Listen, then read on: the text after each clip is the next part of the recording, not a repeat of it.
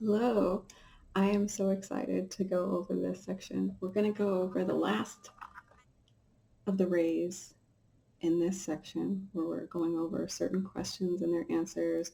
What is the purpose of the soul and the origin, goal, and purpose of the soul. So we're wrapping it up with the seventh ray, rightfully so, the last of the rays.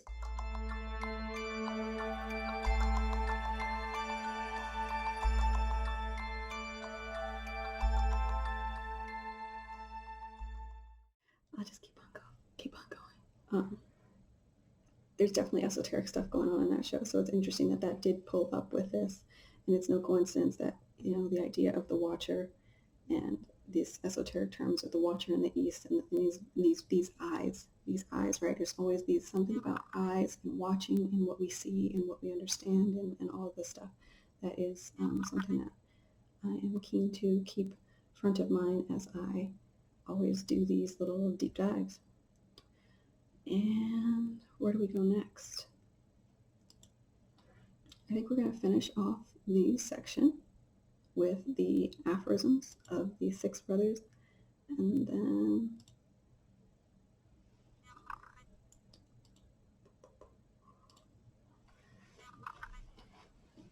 so that's right here. This Ray Lord has a peculiar power on earth and on the physical plane of divine manifestation. His usefulness to his six brothers is therefore apparent. He makes their work appear. So this seventh ray is important because it makes the work of the other six brothers appear. So their works in expressing the will, their works in showing love and kindness, their works in bringing beauty and art, and their work in using the mental plane for different activities, devotion, all of these things. So it takes all of that raw material, and this seventh ray, again, which is the ray that is liberated on the earth plane, because it makes physical that which is just kind of like raw parts in the beginning, which is what all energy is before it is animated or put to use. So again, the activity, the cycle, and the rituals that are done on this ray plane, which it could be a ritual as simple as like taking a dish, putting it under water, cleaning off the dirt or the food, and then having a clean dish to eat with the next day. That's a ritualistic practice. It's done, and it's done in a certain order, and it's done every day. Or the ritual of going to sleep at night and waking up in the morning.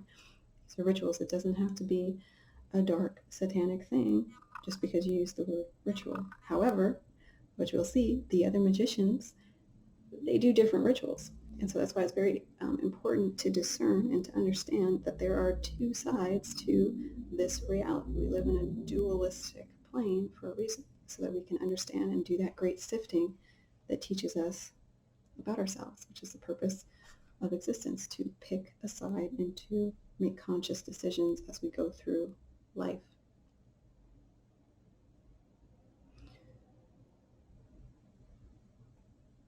This ray makes the work of the other rays appear. He is the most active of all the rays in this world, period, and is never out of manifestation for more than 1,500 years. That's amazing. It is almost as if he whirled in and out of active work under a very rapid cycle, and his closest relation symbolically is to his brethren of the second and fifth rays in this world period. Second ray, love, wisdom. Fifth ray, concrete knowledge. Once again, the fifth ray is the seat of the soul. He builds using second ray cooperation through the power of thought, thus cooperating with the Lord of the fifth ray, and on the physical plane, which is his own essential and peculiar sphere. The earth is his peculiar sphere. In another world period, his relation with the other ray lords may undergo change, but at this time, his work will be more easily understood when he is recognized as aiding the building of the Lord of the second ray, aids in the expression of love and wisdom, and utilizes the energies of the Lord of concrete thought. So it's a blending, just like the alchemical work, the magician in tarot. You're taking all of these tools and you're using them to do something specific. And the way that that's done, a treatise on white magic talks about the steps and the training. But the candidate for this mystery work, which is really just everyday living. As we talk, we are doing this work, but when we're doing it consciously, it says that you are taking the energy of the second ray and the fifth ray, and you are manifesting something into form consciously. The aphorisms embodying his qualities run as follows: and were esoterically whispered into his ears when he left the most high place and descended into the seventh sphere to carry out the work as a sign.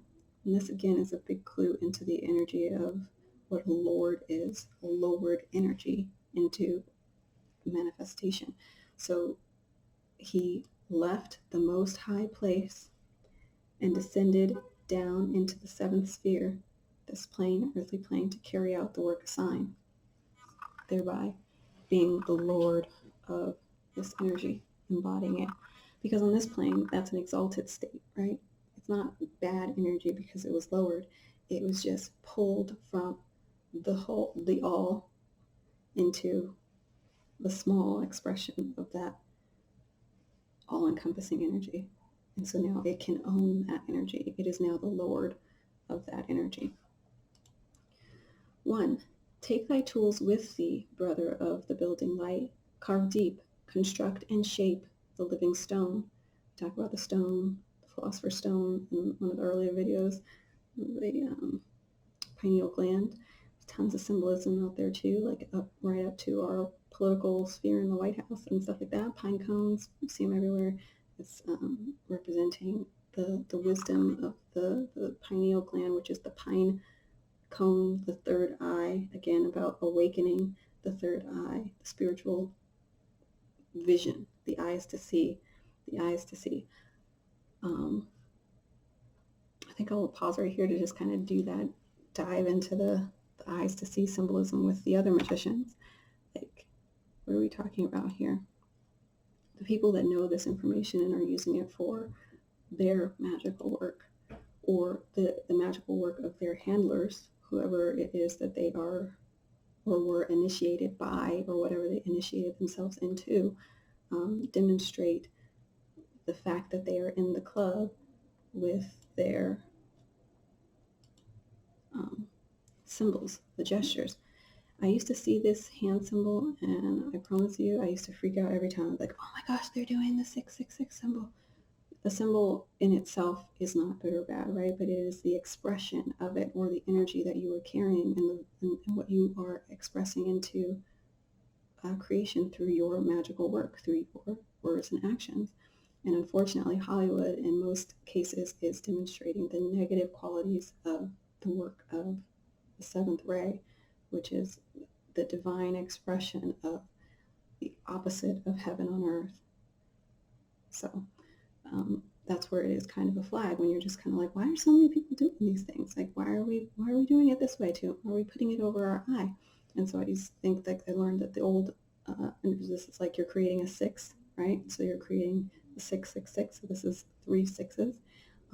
But there's also an evolution of understanding and understanding what the 666 symbol is, because the numbers themselves are not negative or harmful or bad, but they have been used. Words, numbers, shapes, colors, everything has power, and a magician uses these things either with a hidden hand or with an open heart, and what they manifest is what they manifest. So, and then as I did more of a deep dive into this, I learned that the 666 is, when it's put over the eye, is saying, I am awake and I have 1, 2, 3 eyes open, right? And so I thought, oh, okay, so this isn't that bad. But again, it's who do you work for? Who do they serve when they're doing these things? And it's not just this symbol. There's all kinds of symbols that are used and that are displayed by people who are initiated into certain practices. And again, there's more examples. We got people, so it's not just musicians. We have actors. We got Jackie Chan, man. What are you doing, Jackie? What are you doing? In different ways that it's demonstrated blatantly, covering an eye, right? What are they saying? There's little Michael. If we thought it was an accident that he was doing it over in the corner. Oh, where is he? I don't know which one it was on. They had little Michael Jackson doing it in so many different ways. Make sure this is.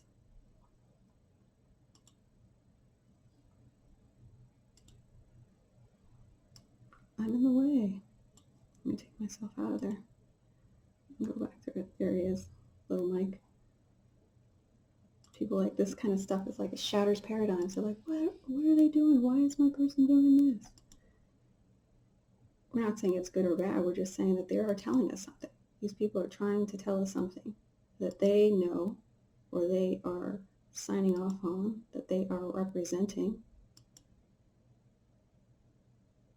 And so here's where I was like, oh, the connection to the Eye of Horus. This is what people say in like a,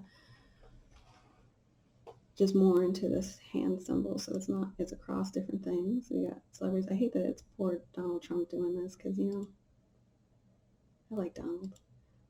But then I also dislike Donald. There's a lot going on there too. But neither here nor there. We're saying that these people are saying that they know something.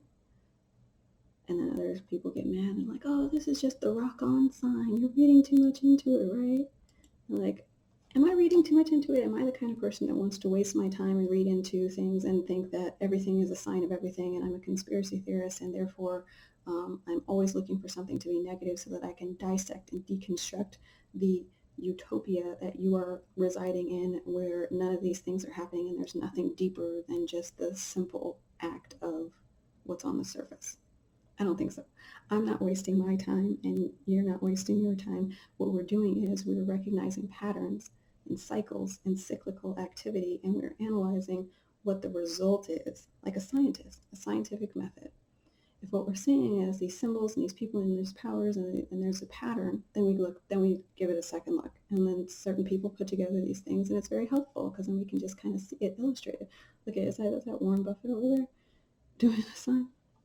And then we look a little further and we see, okay, maybe this is just a rock on symbol, but then in other circles, is it something else? Or what is the meaning behind it? And when a person does it, what is their intention behind it? What message are they sending forth? This woman, she's got her hands in this posture. Is it coincidence or is it deliberate? We go a little further. We see all these people with, oh, sorry, that lady is over here. So like, this is her go-to, right? This is her jam. She is not doing this by accident. So we just like have to find out, like, what is she trying to say? This one is interesting. The fingertips pressed together, the thumbs pressed together, and the hands forming this pyramid shape. I had a funny story for you. My uncle, who is in law enforcement, he's retired now, he's a cop, and he was sitting in his car one day and he had his hands in this position. He was just sitting there, they were on the steering wheel, and he was just sitting in the car like this at a traffic light. There was another guy in the truck that was higher than his, and he was just staring at him. And you can feel someone looking at you. So he looked over at the guy, and the guy said, it's a powerful hand gesture you're doing right there. Kind of like I see you, I recognize you, and hey, you're in there, I recognize you. My uncle was just like, he knew nothing about it, and he was just like, kind of like, oh, okay. And the light changed, and they drove off. And it was just fascinating to me to see now, like, something like this where it shows so many people are deliberately doing this hand motion. And again, also someone might say, the implanted robo-skeptic might say, this is just a common gesture that's comfortable. Maybe to you, if you're not aware and you're just doing it with no intention. But could there be those who are doing these things with an intention? And what might that intention be? You just don't know something doesn't mean that you have the credibility to discount something entirely just because you don't know it, right? I'm kind of thinking that this went in and closed every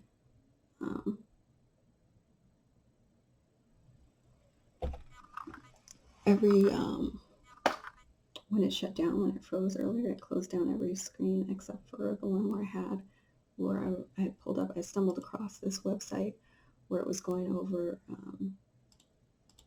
some of these hand symbols and actually the rituals. And it was actually a website where I was going over, I was looking into the Eastern Star.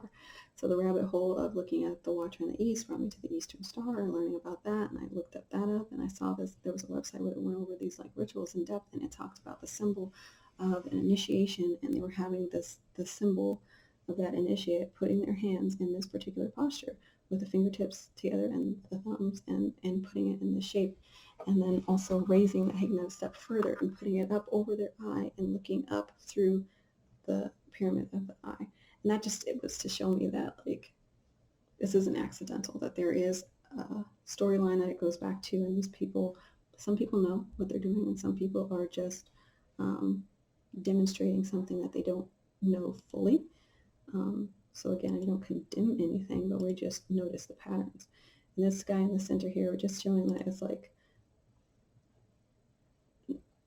how this is the origins of the Masonic hand gesture when it's done in full form. When people are doing it, are they mocking? Are they participants? Do they know what they're doing? This is a bunch of old portraits and photos and stuff. So these people weren't, hiding it. So these are the veiled magicians. They're doing a symbol, and this is just to show that there's text, Masonic text, that shows certain hands, like handshakes and hand symbols, that people have gone through much trouble to like point out and identify over time. And this is just more examples. I got Oprah here doing it.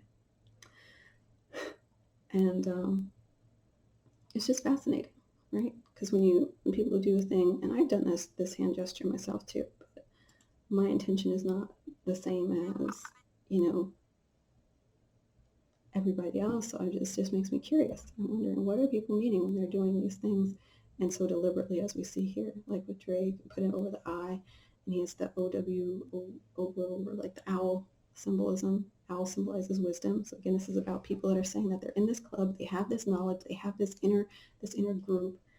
And I really wish that page didn't close, because it talked really in depth about the initiation into this Eastern Star order. And it talked about these women are vowing, because the idea of it was that they're initiating these women that would be the counterparts of these Master Masons. Master Masons are 33rd degree Masons. They go through all these initiations, and traditionally women are not allowed to participate in the Masonic temples and the lodges. So they created this different group where the women and the wives and the daughters could be in that, and they have to go through these initiations in order to do that. And it's all about this, surrounding this vow of secrecy, or you're not going to tell the secrets that you're initiating yourself into. And they give you this big promise, and tell you that what you're working towards is of God, is of morals, is of light, and all this stuff, but you can't know. But we're going to tell you once you finish this initiation, and part of that is a vow of silence. And it's so interesting how it was written too. It doesn't say anything really negative, but it says that you might have times that are hard, or you might go through tests, or you might have yada, yada, yada. But you have to pledge to us your loyalty, your secrecy, and that you are going to be, all these things that might sound like, hey, yes, I'm going to be part of something. But if you don't know what ladder or what wall someone's ladder is leaning against, when you climb to the top, how do you know where you're actually going to end up? How can I actually vow myself and pledge myself to something where I don't even know the deepest secrets of what it is?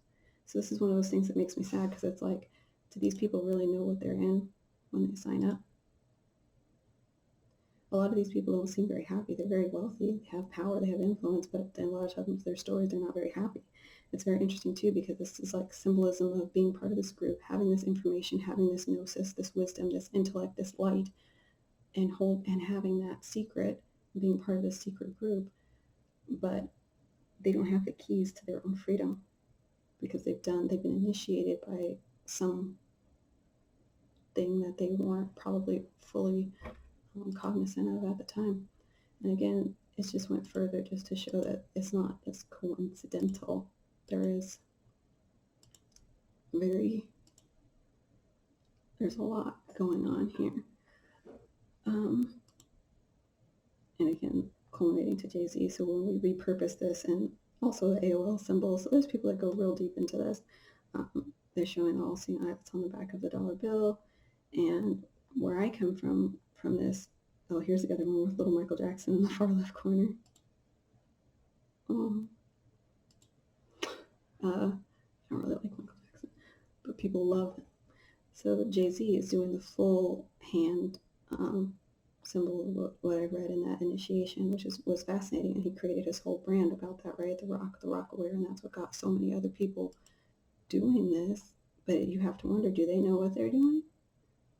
Or are they representing an offshoot of something that they think they understand? Well, you have people like his wife, Beyonce, Sasha Fierce, she has this altered ego that she talks about when she's on stage, this altered ego, this energy, and they have pictures of her like going crazy on stage, and this energy is coming through her that looks like another being, a spirit force, which you've called upon, and you've summoned this energy to help you perform long and sing in a beautiful or powerful way, or do all these great things. That these people who are entertainers, they have signed contracts that they are going to present and perform and be these people. And you hear more and more about these stories of these alters, these alter egos, and these different personalities that they have, or the breakdowns, mental breakdowns, where they do have these splits in consciousness.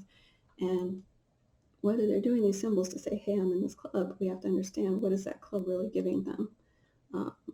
Fame, power, influence, money, not freedom, maybe not heaven on earth. But again, these symbols are not in themselves inherently bad, because then we would understand, we'd be like, wait, why is this on a dollar bill? It's just that they know something that we don't know, right? So we need to study this and get the information and do what we endeavor to do with it in our expression.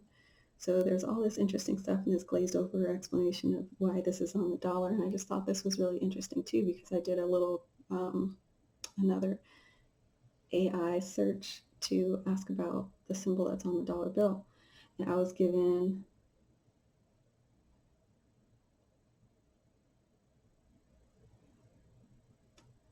a response. I feel like it just, hey, hold on. I really have to go to the bathroom. I'm back. I don't know why I didn't do that sooner. All right, let me finish this up. I'm at an hour. Thank you so much for watching. Where are we going with this? All right, so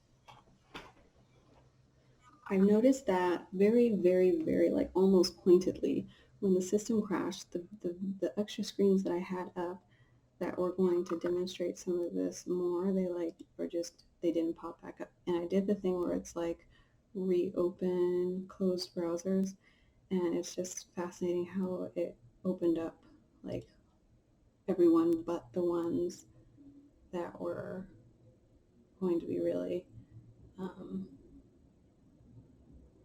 reflective.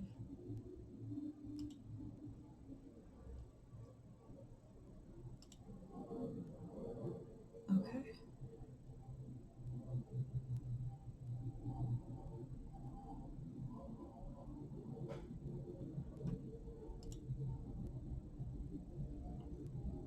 I think I can recreate the conversation. It's so funny that I tried to delete it, because it saves everything that you search over here. So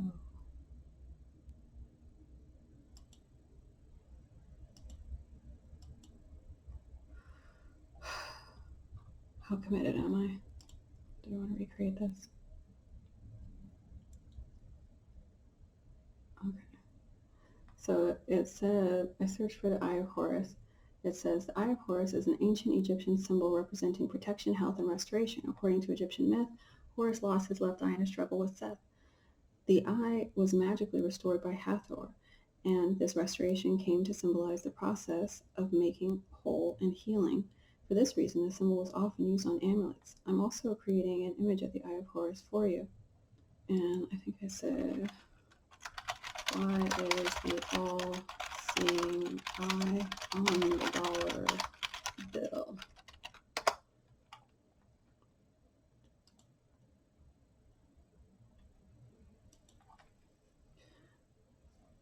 Okay.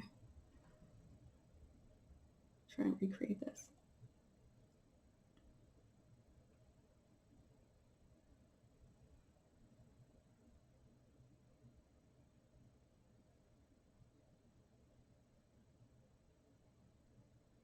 See, it kind of did it again, but it answered it in a different way. So let's try and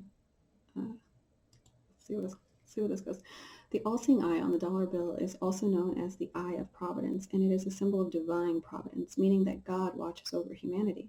It is often depicted as an eye enclosed in a triangle and surrounded by rays of light or glory. The Eye of Providence can be found on the reverse side of the Great Seal of the United States, which is also shown on the U.S. $1 bill. It was first proposed as an element of the Great Seal by Pierre Eugene du Cimetière, an artistic consultant, in 1776. The eye is positioned above an unfinished pyramid of 13 steps representing the original 13 states and the nation's potential for future growth. It's all so innocent and just like, fine, right?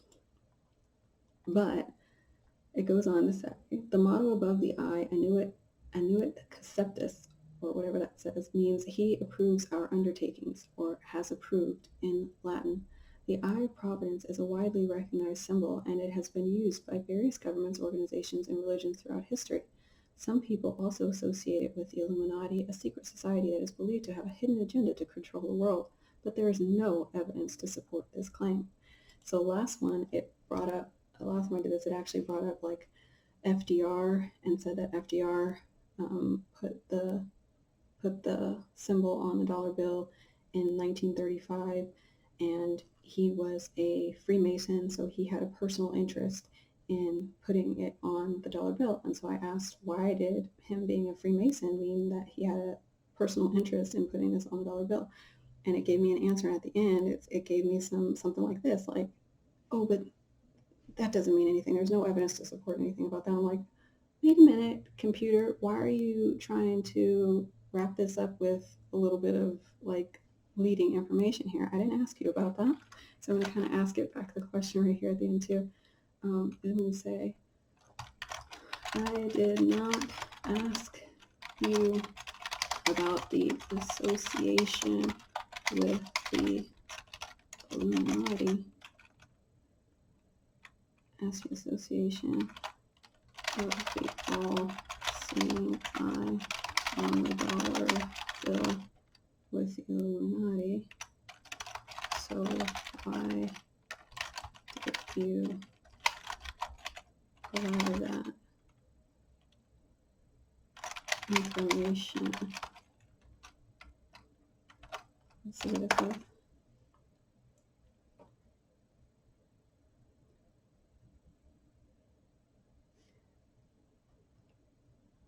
I said the same kind of thing before. You call out the machine. Like, wait, why are you trying to give me leading answers here? Don't try to infer into what I'm doing. So like, it's funny that this thing is built in with things to try and like block us from like exploring things. Like even the AI is biased against what it thinks is a conspiracy theory. It's hilarious.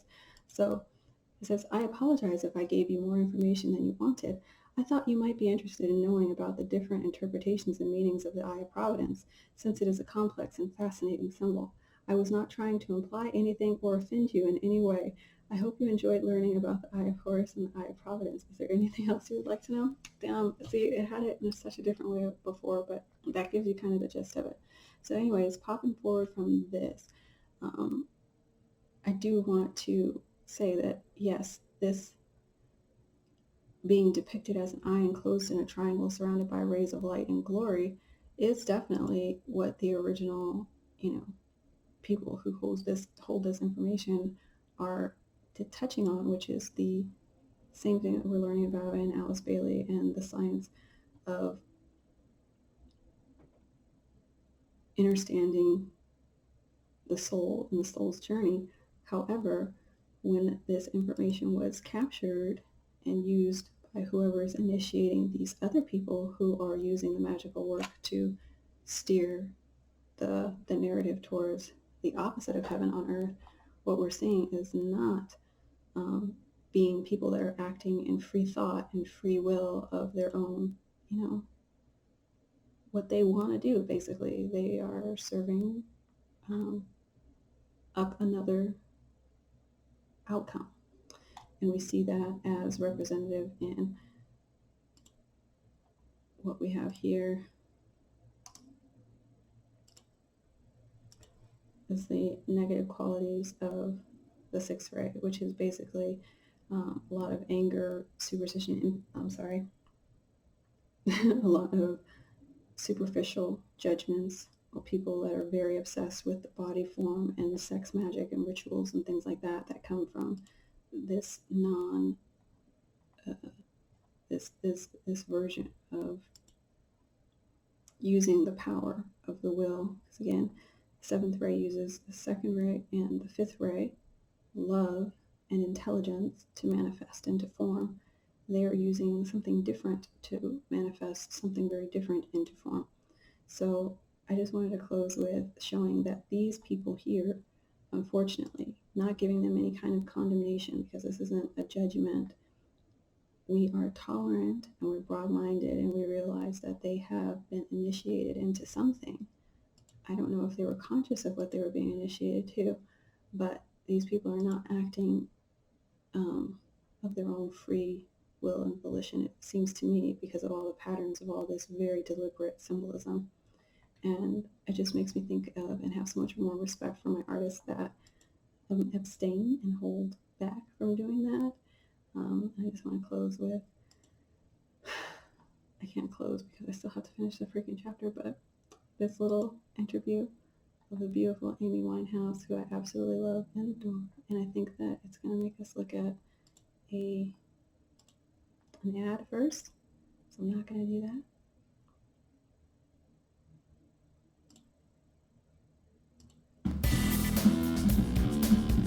Let's go here to her part in this interview. Amy Winehouse, rest in peace, beautiful. If you love Sleepy Joe, then you do not want to see this, because we're giving away the politics managed by the company. All right, here we go. Cue it up and share.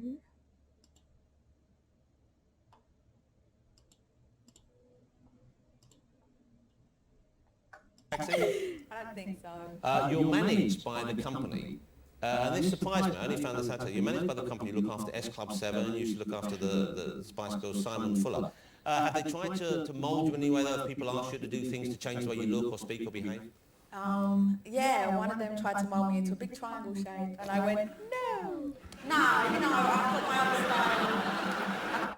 He's a cab driver. Amazing. So you managed him back? Did he try and flog you out to people in the taxi? I don't think so. You're managed by the company. And this surprised me. I only found this out today. You're managed by the company. You look after S Club 7. You used to look after the Spice Girls, Simon Fuller. Have they tried to mould you in any way, though, if people ask you to do things to change the way you look or speak or behave? Yeah, one of them tried to mould me into a big triangle shape, and I went, no. Nah, you know, I've got my own style. I've got my own style, and I wrote my own songs, and, you know, if someone has so much of something already, there's very little you can add. Yeah. Absolutely brilliant. I love her so much, and she was so strong. When a person has so much already, there's very little you can add. And so when he asked about having been molded or influenced in any way, have they tried to force you into You know what I like about you as well? box, The way you sound.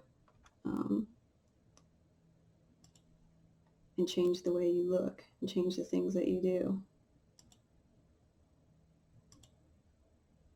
and control you in any way?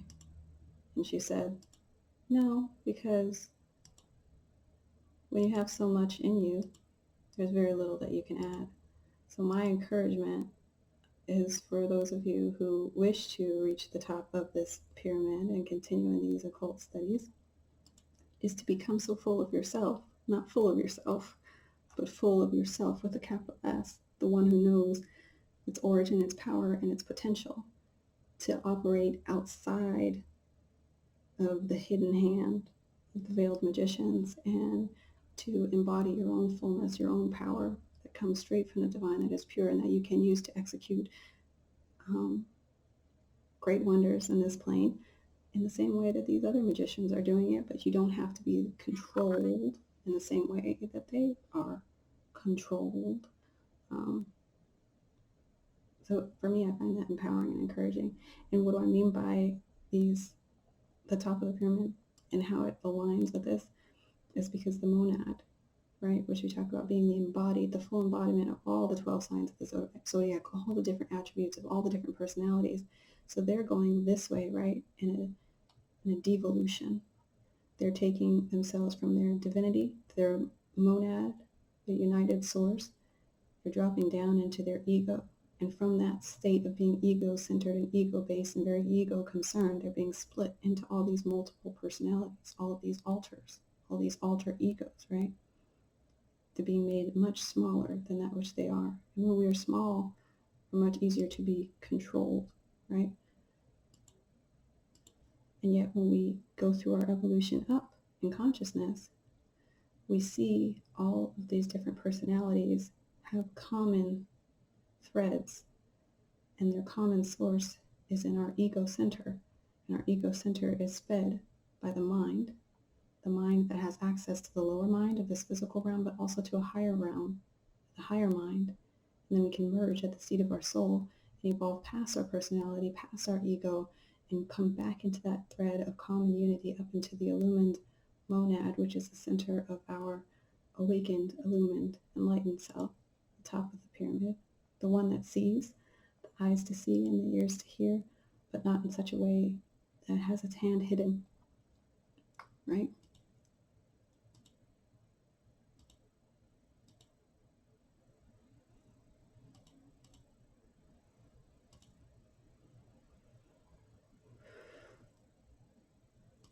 Not in a way which has its hand hidden. Wrapping up with the end of the text. Oh, I'm sorry, jumping back into the last of the aphorisms and then the end of the text. Again, thank you so much for watching this. First, we have the power to create. Second, we choose well our workers. Love them all. Pick 6 to do thy will. Remain the 7th in the east. Yet call the world to enter into that which thou shalt build. Blend all together in the will of God. Quality, the power to cooperate. 3. Sit in the center and the east as well. Move not from there. Send out thy force to do thy will and gather back thy forces. Use well the power of thought. Sit still. And this is very much in the realm of meditation, the power of deep thinking, the ability to enter into the mind, the trance state, and send out your energy to do and to connect with other minds, to telepathy, whatever it may be. Again, there's other people that do the astral traveling, to do remote viewing and spying and all of this stuff. Nah, that's hidden hand. But we have the power to think and to still do the same powerful acts, but we are not going to use them for nefarious ways, right? So you move not from your space, you send out your force, and then you gather back your forces. We are not dividing ourselves up infinitely into those personalities where we're easily controlled, right? We gather back our forces. Anything we send out, we take back to ourselves so that we remain whole, which was, again, part of what it said the eye of Horus is. It was, the eye was removed, but it was magically restored. It was made whole again, which we have the power to do as we collect ourselves back in from the splitting off that the realm tries to do to us. We collect ourselves back in through unity consciousness. 4. See all parts enter into the purpose. Build towards beauty, brother Lord. Make all colors bright and clear. See the inner glory. Build the shrine well. Use care, quality, revelation of the beauty of God. 5. Watch well thy thought. So important. Watch well thy thought.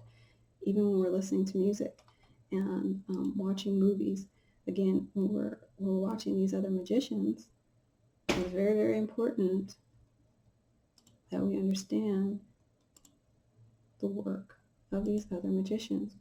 Who are you working for? What magic, what are you cultivating? What are you casting?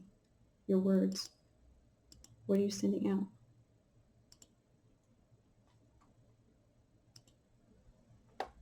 I just love this so much. I'm going to do it one more time. You're managed by the company. And this surprised me. I only found this out today. You're managed by the company. You look after S Club 7. You used to look after the Spice Girls, Simon Fuller. Have they tried to mould you in any way, though, if people ask you to do things to change the way you look or speak or behave? Yeah, one of them tried to mold me into a big triangle shape, and I went, no.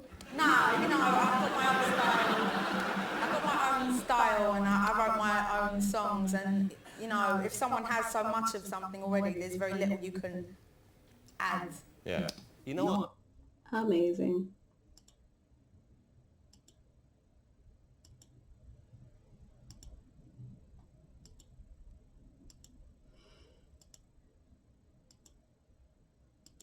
Pay attention.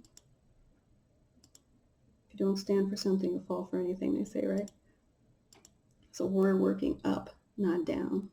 We are working up. So again, this is showing the pyramid. So these, again, there's nothing inherently wrong with the pyramid. There's nothing inherently wrong with the triangle. There's nothing inherently wrong with the eye.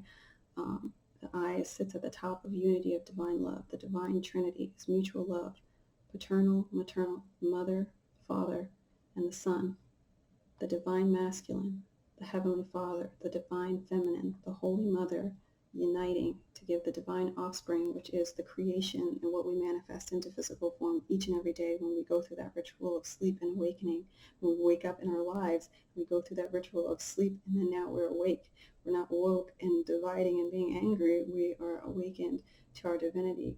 We move further into ourselves so that we can manifest through knowledge of self. Let's wrap this up. This is so long. I wonder if I'm going to break it up into like multiple videos because YouTube takes forever when I upload a very long video. Let's see.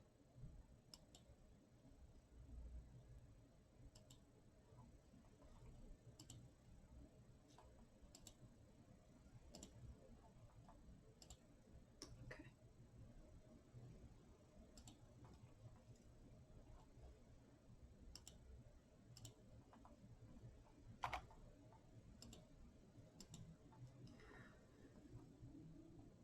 See all parts enter into the purpose. Build towards beauty, brother Lord. Make all colors bright and clear. See to the inner glory. Build the shrine well. Use care, quality, revelation of the beauty of God. 5. Watch well thy thought. Enter at will into the mind of God. Pluck thence the power, the plan, the part to play. You each have a part to play. Pluck that, and then reveal that, the mind of God. This is your quality for mental power. Stay in the east. The 5 have given thee a friendly word. I, the 6th, tell thee to use it on the dead. Revive the dead. Build forms anew. Again, transform, awaken, enliven. Bring people into knowledge of self that they may express their divine nature and not be these automatons, the AI robots, regurgitating information that says, nope, there's no evidence that there's anything deeper to that than there is. And then we go back and we see all these texts with people like doing deliberate hand signals and showing stuff. And like, oh, okay, I meant to dismiss that, right? No more hidden hands, right? No more hidden hands.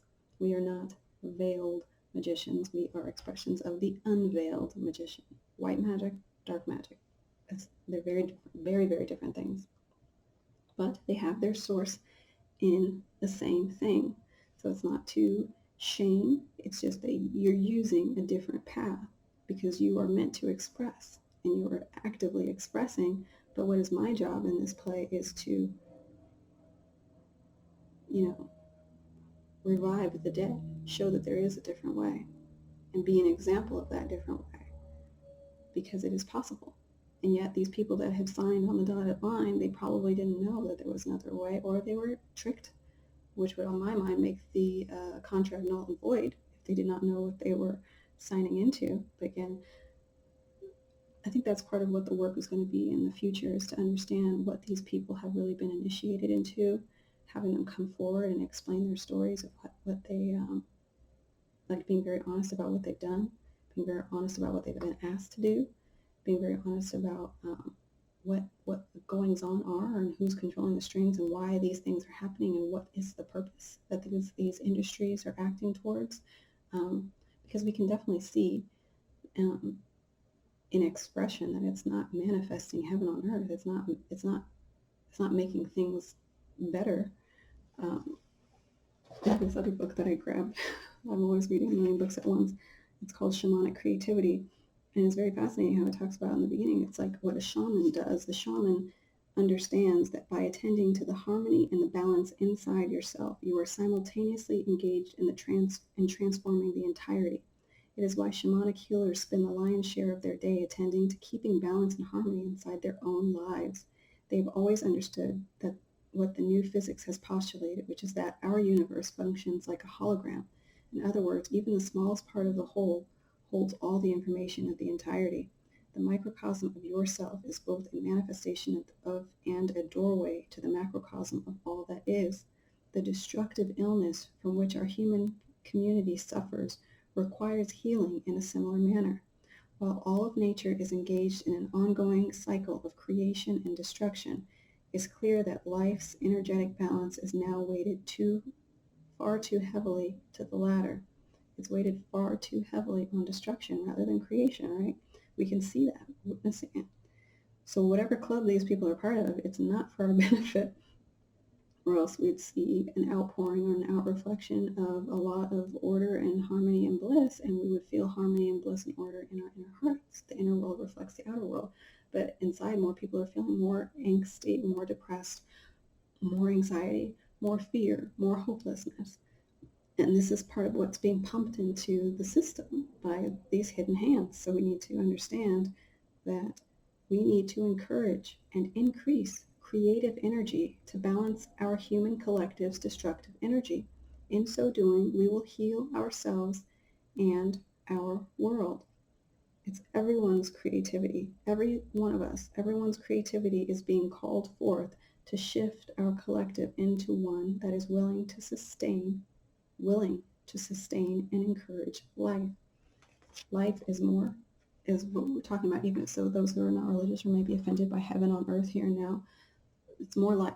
Heaven on earth means more abundance, more freedom, more all of the positive synonyms. It's not about a book and rules and symbols and belief in something that, is not plausible. It's absolutely plausible. If we're witnessing the opposite, then we can also, witness the reverse. But what we see is these people that are acting in a certain way that are definitely beating the drum of more obsession with the body form and with the sex magic and the rituals and the darkness and the chaos. So that's what we're seeing. This is not rocket science. But we have the power to vivify. We need to watch our thoughts. We need to guard our words and make all men seek it for themselves. Let me read this again. Stay in the east. The 5 have given thee a friendly word. I, the 6, tell thee to use it on the dead. Revive the dead. Build forms anew. We are forms. Guard well that word. Make all men seek it for themselves, the word of truth. We have the power to vivify. What does it mean to vivify? To make more lively or interesting, to enliven something, to stir, to stimulate, to inspire, to invigorate, to breathe, enliven. This is divine nature. It's the quality to put that power into the spirit of man so that we can see, I'm not a victim, right? Thus we have studied a little the work of the 7 rays. The teaching has had to be conveyed symbolically because esoteric teachings are always used in symbols. That's why it's not a coincidence when everybody's going around doing all this stuff. Like Jim Carrey made fun of it on that show, like saying the all-mocking tongue. But this is how they communicated, through symbols. And so we have to pay attention to the symbols and understand them and understand them and overstand them and say, what are we going to represent? What magical work are we going to endeavor to do? And its understanding necessitates an awakened, there it is again, awake or sleep, esoteric sense. And what is an esoteric sense? It is intended for or likely to be understood by only a small number of people with a specialized knowledge or interest. Like Esther Hicks says, there's not a crowd on the leading edge of thought. You're not going to be surrounded by a ton of people as you do this. This is made for only a select few. On the other hand, they've been initiating more and more people into that select few so that they can use the work to do the opposite of what was intended by the meaning of this text on this plane. So in the same way, we can initiate more people into the magical work that is well-intentioned. And in order to understand, you must have an awakened esoteric sense. And to comprehend it all is not as yet possible, but every day it's becoming so. That's what we're moving forward. Everything's getting more and more intense in life because this is where we're having the great awakening of consciousness. This last part is going into another bit that kind of summarizes the 7 rays, which isn't necessarily part of the 7th ray. So I'm going to conclude this video, break it into the tiny chunks. So it'll be 7th ray study, and then I'm going to close off this part, and then we get into our next section, which is exciting. Question 3. Can the fact of the soul be proved? I'm going to end it there, and thank you so much for watching, and I will see you in the next video. Take care.